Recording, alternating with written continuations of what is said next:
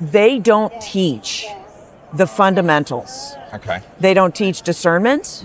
They don't teach how to prioritize. And in fact, they train the opposite of these things. Parents don't understand what they sacrifice by handing their children over to strangers. Yeah.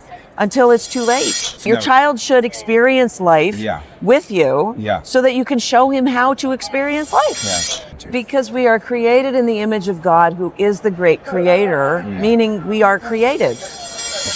Well, Sam, it's good to see you again. We are back at ARC. This is actually, we met at the inaugural ARC, and we had a bit to do with each other over the years. And I'm very, very grateful for your friendship. But I want to get an update from you because yourself and your husband, Kevin, famously, you chose to walk away from very lucrative movie careers as a matter of principle because you weren't happy with I guess, the way that industry was going. You can elaborate on that more. But it's not because you don't think art matters and you've continued to make it. Now, we're here at the Art Conference. We talk a lot about civilization. Art is an integral part of that. What is your view on the role of art and what are you doing now to actually continue to be creative? Yeah, it's a great question. And in fact, Kevin speaks later today and he'll be talking about this also. We believe that entertainment should do more than just entertain. Okay. And we believe that in Hollywood, they create a lot of entertainment to do damage. Right.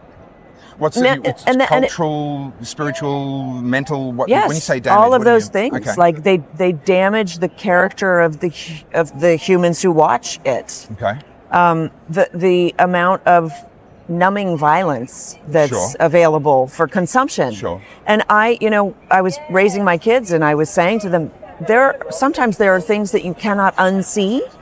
And once you see it, you are changed. And we need to be careful what we imbibe, what we ingest visually. And I'm sorry to interrupt this interview with Sam Sorbo. My name's Topher Field. This is a Topher Project special event. I'm at ARC in London doing exactly these sorts of interviews. I really appreciate everyone that helps me to keep the Topher Project going and growing in 2026 and beyond by clicking the link in the description and buying me a coffee. I do my best work when I am highly caffeinated, as well as checking out my best-selling books, my multi-award-winning DVD, my t-shirts, my hoodies, my caps, my stickers. Everything that you buy helps me to pay the bills, to travel to places like this and bring you interviews like this, and to continue producing hundreds more videos as I have done for the last few years. So thank you so much for everyone that does choose to get behind me and help me to keep growing. And now without further ado, let's get back to my interview with Sam Sorbo. Can I ask about the timeline that you went through this journey? Were you already thinking about that before you had children, or was this a part of the shift in perspective that happens? I mean, my experience was my perspective shifted when I became a father. Was that part of that journey, or were you already there before kids? So, it's a good question. It probably is a little bit of both. Okay. Yeah. I became a Christian before I had children, before I got married. Okay. When I married Kevin, right before we got married, he got very, very sick. And so I needed to make a choice of career or family. Right. And it was a binary choice. It was very clear to me that I needed to make the choice that I did. And so I made it, and that then reordered my entire world, because up until then I'd been a career woman. Sure.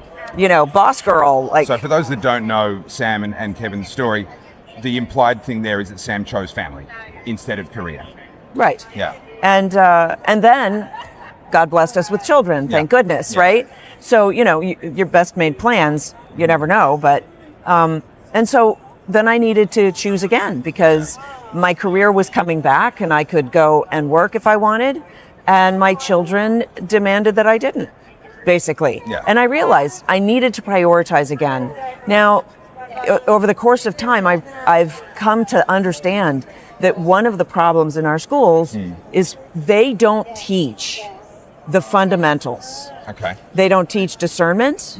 They don't teach how to prioritize. And in fact, they train the opposite of these things. Sure. They train that discernment is discrimination, which is evil. And instead of prioritizing, they train you to make a pros and cons list. Have you ever made a pros and cons list? Sure. And then you have two lists. Right.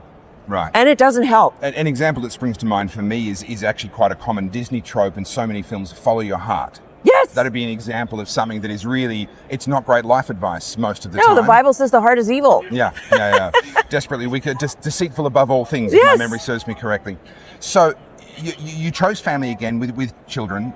In that situation, you said, okay, I'm going to choose family again. But it's not as though you haven't continued to be creative. I don't know how many movie credits you've got now, but it has to be a lot.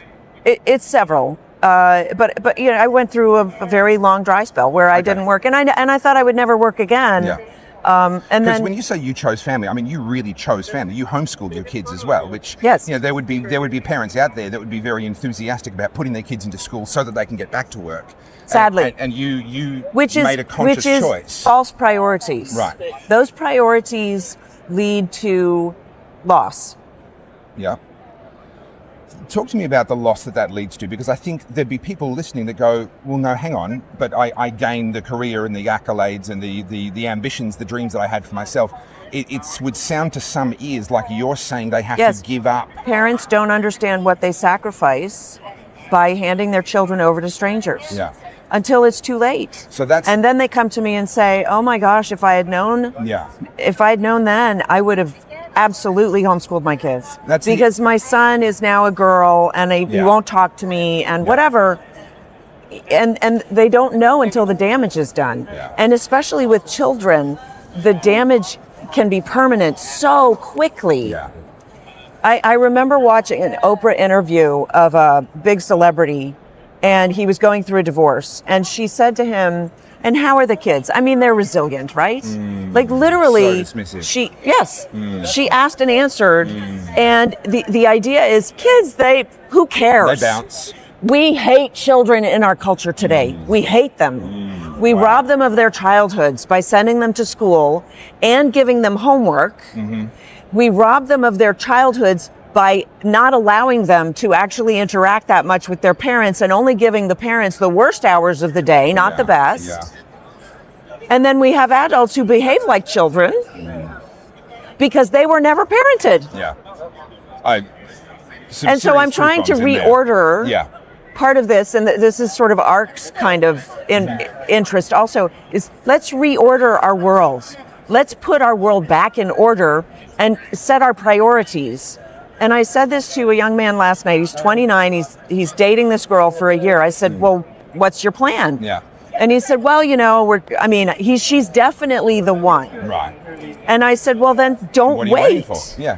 I said, "You have one real job in this world, and that is to parent a child. Right. Because that is what will make you a man. Why are you continuing to be a juvenile?" Yeah. Yeah. Look, it's blunt, but I think there's so many of us need to hear it. I didn't have children until I was in my mid-30s. I didn't get married till I was I was 34. And it did change me profoundly. Profoundly. For me, it wasn't that instantaneous thing that some people speak of, and I believe them, but that wasn't my experience. For me, it was the realization 6 months later that I was no longer thinking in terms of 2 and 3 and maybe 5-year time horizons. Oh, interesting. I was thinking in terms of 30 and 50-year time horizons, and it happened organically. It just...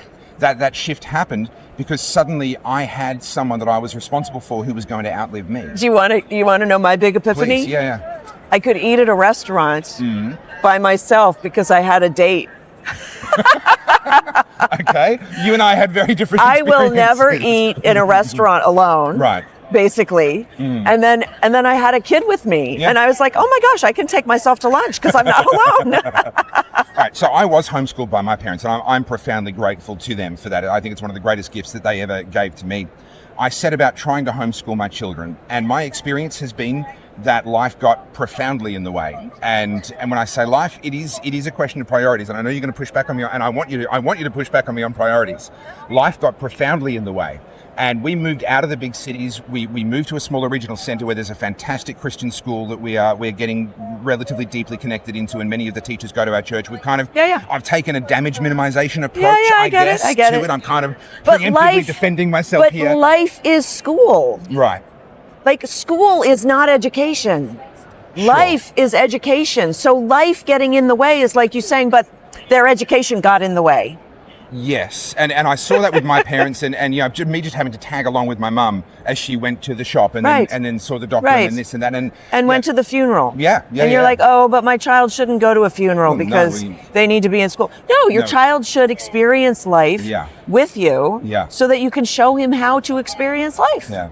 So you've written books and become a tremendous homeschooling advocate. Now, homeschooling has a much bigger following and support base in the US. It's also growing in Australia.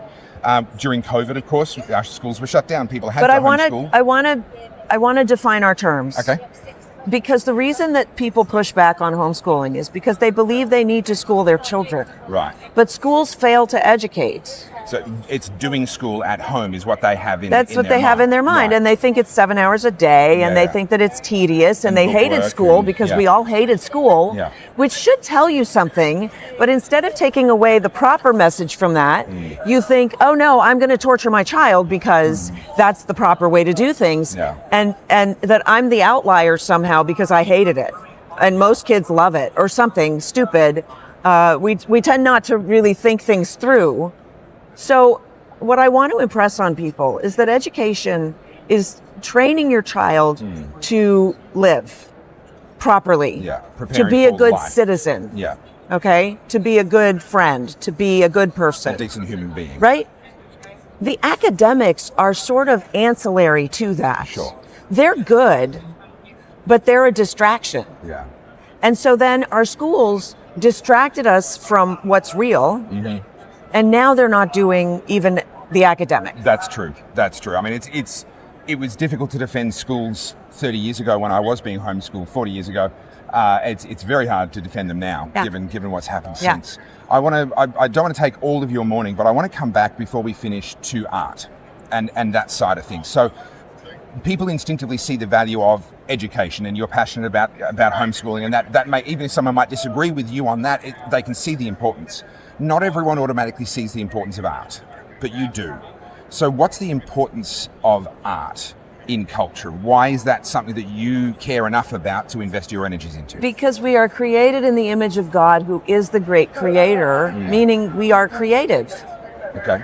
And so in being creative, we are emulating our creator.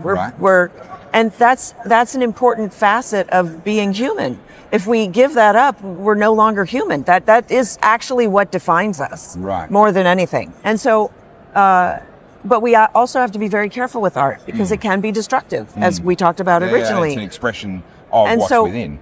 Kevin and I seek to do films that typically are true stories because we believe that people can be inspired by seeing that other people have done extraordinary things. Nobody thought we could run the 4-minute mile. So wait a minute. Until somebody did. True story? So that's where he started. You're funny. But we do seek to do those things. I'm not saying that we always do them. Sure. But I do like to sort of stick to truth, at least, right? And we hope that our films inspire people to be greater than they think they are. Sure. And that's really like the goal, isn't it? Is to be better tomorrow than you were today. Well, that's a theme that resonates very deeply with me. I talk about ordinary courage, just the common person finding something within themselves to do what's right. You know, under all. To be better than they were. Yeah. So for people that are hearing this and saying, okay, well, where can I find you? What are some of the films that I could go and find on streaming services? Where can they find your go to sorbostudios.com. Okay, sorbostudios.com. Just Sorbo Studios together.com. Easy. And then sign up for the newsletter because that's how we stay in touch with people because social media is hostile to truth. Yes, it is. I have personal experience on that front, If anybody wants any information on home education, I've got books on sorbostudios.com, and it's all I ever talk about. And I'm also working very hard on parents' rights. Okay. Because recently parents have been under attack. Now, let me tell you this. Okay. The schools are trying to separate the parents from the children. That's the behavior of a child trafficker. They broke the law to do it. That's actually incriminating. Okay. So. And this is you're talking about specific legislation or specific policies? Yes. Or? In the United States, specifically. Yeah. However, we see this behavior throughout the world. The schoolmasters believe that they have control over the children, that they should have control over the children, and that the parents should not have a say in the upbringing of their children. We're in a very dangerous place. Human trafficking is running rampant, child trafficking in particular. And right now in the United States, there is pornography in the schools and, of course, all over social media. So in order to better protect your children, keep them with you. Well, Sam, I'm not going to take any more of your time, but as always, it is a pleasure. Or any more of my crap. Well, yeah. I tell you what, gosh, I've been told off. But no, look, I really appreciate you guys. Thank you. And what the work that you do is incredibly important. I love film as a medium. Yes. And to see people using it in a way that is God-honoring and is constructive is just a great example to set. Ask Kevin about the films that are coming up. All right, I will do that. There's an interview with Kevin Sorbo coming right up. Thanks, Sam. Thanks. That was Sam Sorbo. You can check out all of her work and also Kevin, her husband, all of their work at sorbostudios.com. I'll make sure I put a link in the description. My name's Topher Field. Also in the description is a link to be able to support what I do by buying me a coffee via the link in the description and also checking out my books, my DVDs, and all of my merch, because everything you buy helps me to keep the Topher project going and growing in 2026 and beyond. Thank you so much for watching all the way to the end. The algorithm loves you for it, and so do I. Please like, comment, subscribe, and as always, think free.